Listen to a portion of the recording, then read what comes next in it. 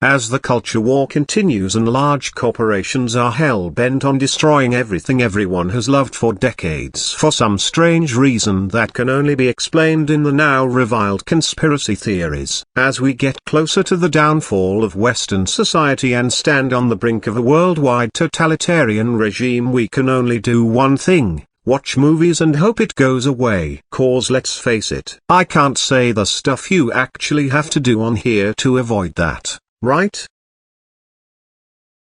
My name is Tron, Robotron, pew, pew. No Time to Die is the 25th James Bond film and the 5th time Daniel Craig returns as 007 after Casino Royale started his tenure as the infamous British MI6 spy created by Ian Fleming. No Time to Die brings the story of James Bond sitting on his ass after retiring from active duty with Madeline Swan, but promptly gets thrown back into action when Spectre operatives try to kill him. He gets embroiled in a plot by an evil scientist who created a virus that alters a person, families, ethnicities, DNA and kills them, you know, like Hume. Well, nothing like that at all, haha, carry on. So Bond, who no longer is 007, is asked to return by MI6, but that's without the new 007 played by tall black bombshell Lashana Lynch, who immediately comes off as a spiteful, misandric cunt, which is very ironic since the whole PR campaign since 2016 was about misanthropy and the supposed fact that in a post-Me Too era a character like Bond is unacceptable. Well, I say poppycock. We need a character like that now more than ever, and we need a woman like Ana de Armas to be by his side. But alas, the powers that be have decided that all white males need to be destroyed and killed off, and like many before, Bond is indeed, spoilers, killed. And quite frankly I say, good. Kill off the Bond that never really was Bond. Craig never liked the role. His Bond was a depressed, lovesick bore, and most of the films with him look more like a Jason Bourne than a James Bond film anyways. The biggest problem No Time to Die has is that it intentionally has the goal to strip what once was good about James Bond and try to replace it with something new, something supposedly diverse, but it does so in such a ham-fisted way that it'll just turn people off. Oh, Q is gay. Hooray for him. Checkmark crossed. In short, No Time to Die is an okay action movie with plenty of talking about feelings and a whole lot of injected messaging. Ana de Armas steals the scene she is in only to disappear from the movie completely, while Lashana Lynch is annoying every second she is on the screen. If she would have been more likable or empathic then it would have worked, but nah, she don't need no man, which is fine. I don't need her either. Anyways, competent action flick, but James Bond it is only in name. Oh, Rami Malek ISS in this too. He's a standard modern James Bond villain, kinda like Mads Mikkelsen's character but a wee bit different. Drop that.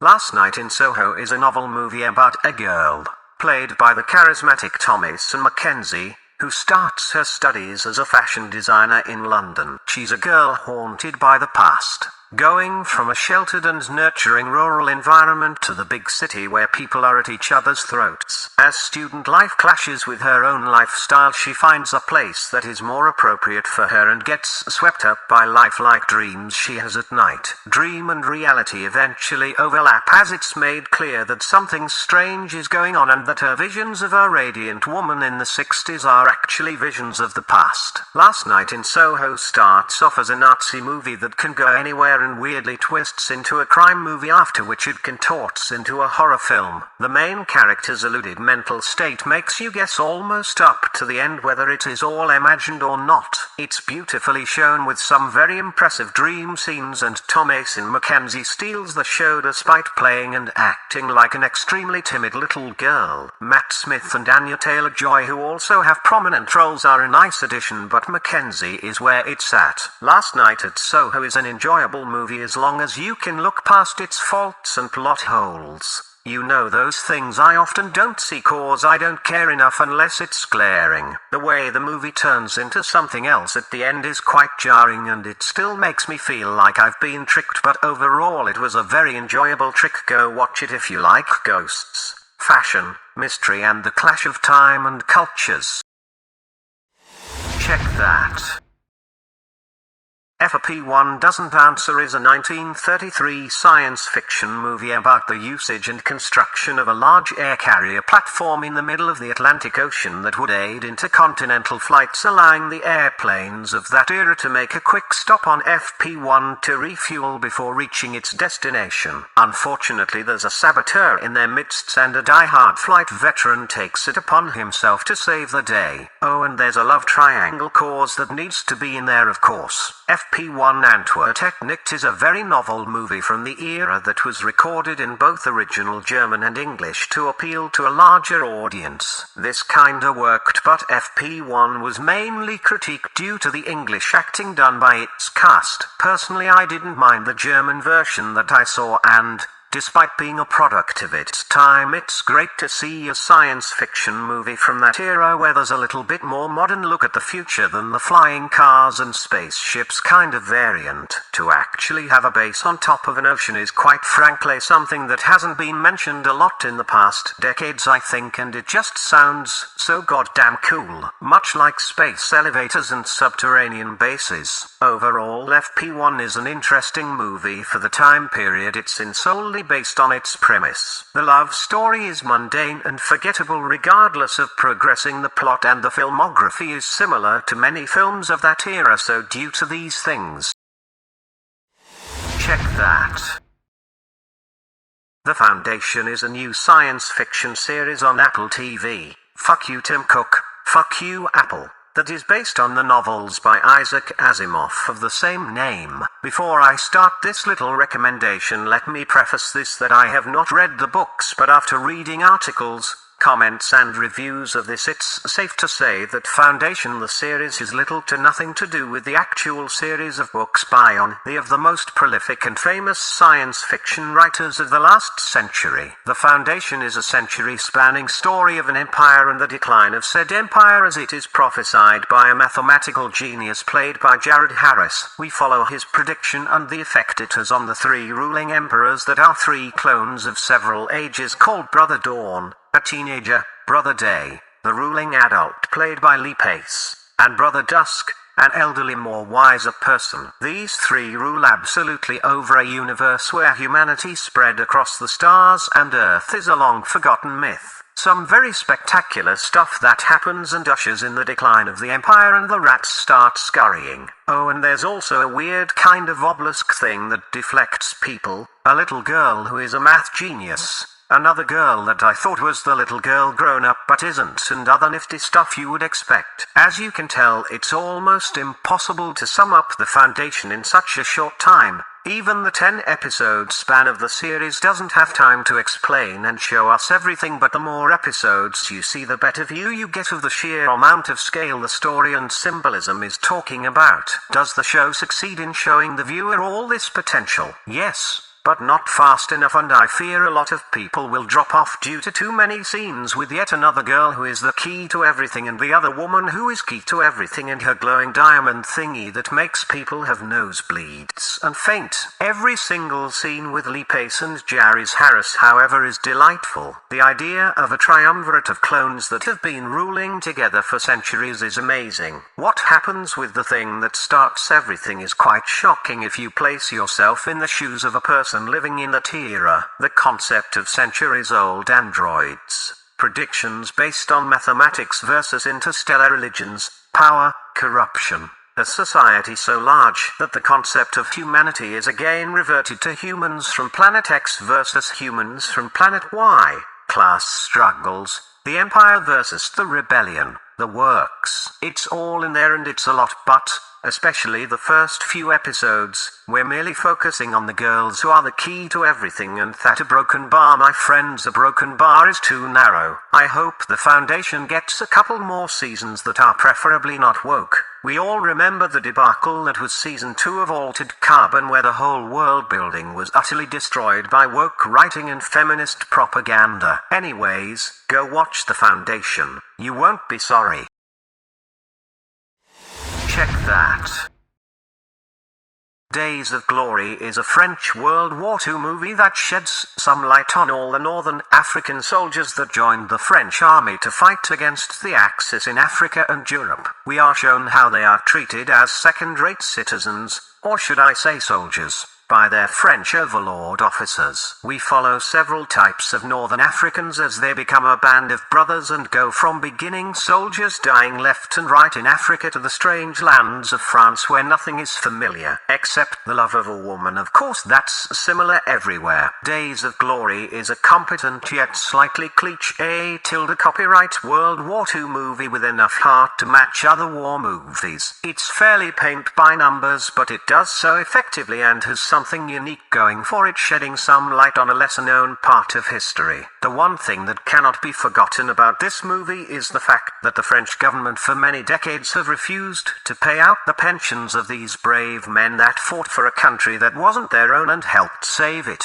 Europe and possibly the world, from the clutches of the Nazi regime, and that this movie, anno 2006, at least contributed to a partial recognition of the pension rights of these soldiers by the French government. The cast is quite good and has some very well-known faces for people who know a little about French cinema and television. Sami Nasseri from the immensely popular Taxi franchise and the well-known comedian Jamel Debbouze being among them. Days of Glory, like most World War II movies, is worth a watch and definitely a welcome addition to such greats as Saving Private Ryan, Fury and many other modern WW2 films. Check that. Troma Studios brings us a very indie film called Rose and Victor, No Mercy, showing us two very unlikely and gritty bounty hunters named Victor, a foul-mouthed, sex-driven Lenny-looking biker with an extremely large moustache, and Rose, a skanky Asian vixen with a Nazi fetish, in several short stories. Short stories cause this is supposedly an anthology film depicting several of the missions these two happy-go-lucky partners decided to take up, all covered in a very annoying old grindhouse grainy and crackled film filter. We see both characters' origin stories as well as some throwaway missions with sex, gore and a whole lot of cheese. At first glance, Rose and Victor would be a B-movie worth its time, reminiscing of such greats like Natural Born Killers and Russ Meyer's Faster Pussycat Kill Kill Kill. But unfortunately it's made so ham-fistedly bad that it's very hard to see the artistic value in all these. The acting is atrocious and only 3 inches away from the actors looking in the camera wondering if the scene is done or not. The gore is typical Troma, albeit more modern, and uses some sex toys to imitate extreme anal penetration and disembowelment. Come to think of it, there's a lot of anal penetration in this movie, and that's fine I guess, but it's not edgy, fellas, and that's what you were going for. It's a little bit too try-hard and a whole lot of failing to have artistic value or enough skill to make this a good movie. It's like graphic designers who throw a grainy texture or old media filter on their work to make it look better, except this can't be salvaged by a mere texture. Rose and Victor is good for people who want a good laugh at a really bad movie with some really nasty stuff happening. Those who want to watch a good grindhouse movie best stay clear. E for effort. Drop that. The Jury is a 1982 rendition of one of the Mike Hammer stories into a more contemporary feel. Mike Hammer, a hard-boiled detective famous from novels by Mickey Spillane starting way back in 1947, had several series, movies and comics made about him. In this one, Armand Asante plays a more sober Mike Hammer who is forced to solve the case of his Vietnam War friend who has been murdered by what appears to be a serial killer. The plot thickens, however, when he discovers interference by the government and a drug that allows people to control others. The Jury is a neo-noir detective story that has all the hallmarks of the glorious noir genre. Tough men, shooting, crime, dames and broads, femmes fatales, backstabbing, plots, grit, sex, violence and 4 perfect twin titties on the bed. Sprinkle a little Silence of the Lambs and some CIAPSIOPS on top and you have a very enjoyable movie with a main character that feels a little out of place. Don't ask me why, but he all seems a little bit too pretty for all this grit and doesn't give me the vibe of Jack Nicholson in Chinatown or Mickey Rourke in Year of the Dragon. Overall, an okay neo-noir film worth a watch. Check that. Salon Kitty is a sexploitation movie, so we all know what we're gonna get, right? Yes, titties and asses in all kinds of sexy positions, but also flaccid dongs and man-ass doing their thing, and Nazis in and out of costume doing whatever it is that Nazis do. Except that one thing cause this is a fun movie and that other thing isn't fun at all. But yes, a sexploitation movie with a Nazi theme simply called Nazisploitation, a genre which this movie pretty much invented, based on real life where there was an actual Salon Kitty operation where the German sicko Heitsdienst took over a brothel in Berlin, bugged it and replaced the prostitutes with spies in order to get information from members of the Nazi party and others. The movie also offers a little love story which turns the movie into a revenge story, but that's fairly late in the film, which, quite frankly, is a little bit weird. You won't notice that between all the jiggling and jumping boobs and dongs you all of a sudden have a plot to deal with, but it happens. There's nothing much to say about Salon Kitty that can convince you to watch this besides all that I already said. So if you like this kind of stuff, then by all means, go visit Salon Kitty and have a ball. Owl. Check that. Remember the Fable review I did last time? That was actually the second movie. Well, this is the first movie simply called The Fable. We once again follow the awesome but ruthless assassin simply called The Fable, who is forced to take a break and stop his assassinations for a little bit, hide out and stick to a normal life with his partner in crime, who from now on is his sister. Conforming to a normal life and staying out of trouble isn't as easy as it is, however. It's especially daunting when it is revealed that an underground criminal organization is active near him. What follows is a story of humor, action and a whole lot of Japanese stuff, and once again it's an overly long movie that overstays its welcome and could have used some cutting. All by all, The Fable is a fun rendition of an anime that I haven't read. It's a little bit more fun than the second one, but it has about the same amount of action in it. Some of it which is quite impressive, although not as impressive as the scaffolding scene in the second one. I'd suggest watching both of them on the same day. Make it a good round 4 hours of Fable, cause it'll be very hard to distinguish between the two movies anyways, so you might as well see them both as one long movie. Grab enough food and booze so you get through the slow scenes and it'll all be fine. Check that. Hors Satan, also known as Outside Satan for the English-speaking peeps, is a very special and weird French movie about a man who is not what he seems to be and a girl following him around, and other people in a small town somewhere in France and the majestic landscape that surrounds him. This man is a bum. Or is he? Why is the girl there? What is he doing? Why are dogs barking at him? What are these prayers in nature? What is all this about Satan? What is going on? Well, you will have to watch the movie to know what is going on, and even then you might not know what is going on. The beauty of this film lies not only in its depiction of the French countryside and solemn, often silent scenes with outstretched landscape, but also in the fact that every scene makes you think and try to puzzle together what is going on. As the story progresses, you will constantly switch your viewpoint and opinion on the weird man doing all the things he does. Telling you any more would spoil it too much and might leave you biased in your viewing.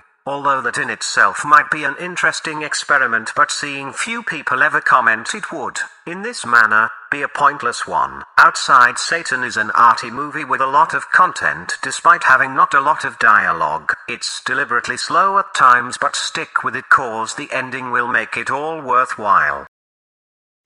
Smash that. So I was told that I went a bit overboard with the intro and that everything is fine. Nothing to worry about. Keep going. Things will not get bad anytime soon. Well, regardless, I'm stacking up on tin cans, weapons and of course lots and lots of movies and series, so I have something to do. See why you next time.